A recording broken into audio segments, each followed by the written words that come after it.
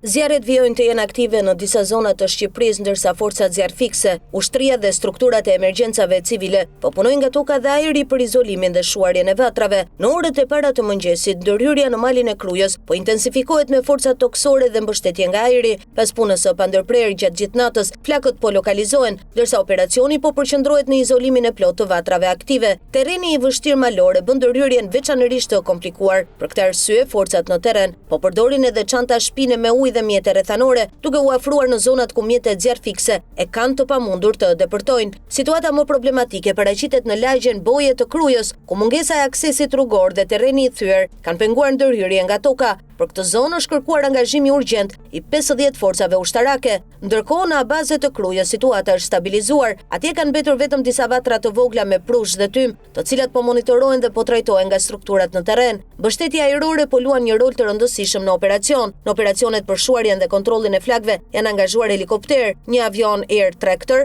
dhe mjete të forcave të armatosura, ndërsa ndërhyrja nga ajri po ndihmon në frenimin e përhapjes së zjarreve dhe izolimin e vatrave. Në qarkun e Tiranës situata po ndiqet edhe në Dajt. Pranë fabrikës së ujit janë rishfaqur disa vatra zjarri dhe forcat në terren po vijojnë ndërhyrjen dhe monitorimin. Ndërkohë, në Priskë të Madhe po punohet për vënien nën kontroll të disa vatrave të vogla. Sipas autoriteteve në këto zona nuk raportohet rrezik për banesat. Edhe në Cikallesh të Kavajës situata po përmirësohet. Intensiteti i zjarrit ka rënë dhe ndërhyrja po shkon drejt izolimit dhe shuarjes së plotë të vatrës. Në Mallakastër situata paraqitet më stabilizuar. Në zonën Panahor Ndreni e Vlosht vijon puna për izolimin e vatrave, ndërsa zjarri konsiderohet nën kontroll. Edhe në zonën Kojlaç Greshic, flakët janë izoluar dhe situata po monitorohet nga strukturat përgjegjëse. As në këto zona nuk raportohet rrezik për banesat. Një tjetër vatër aktive është ajo në Vilës të Kurbinit, në qarkun e Lezhës. Zjarri po përfshin një sipërfaqe pyjore, ndërsa rreth 50 forca nga shërbimi zjarrfikës, strukturat vendore, policia dhe vullnetarët janë angazhuar në terren. Ndërhyrja nga ajri me 2 helikopter po frenon avancimin e flakëve dhe ka ndihmuar në shmangjen e prekjes së kishës, varrezave dhe banesave përreth. Operacioni për izolimin dhe shuarjen e zjarrit vijon, ndërsa situata mbetet nën monitorim. Në total gjatë ditës janë raportuar 8 vatra zjarri në qarqe Tiranë, Fier, Durrës dhe Lezhë. 6 prej tyre vijojnë të jenë aktive, ndërsa 2 të tjera janë nën kontroll ose monitorim. Sipas informacionit të përmbledhur të Ministrisë së Mbrojtjes, në terren janë angazhuar 227 forca përballë përhapjes së flakëve.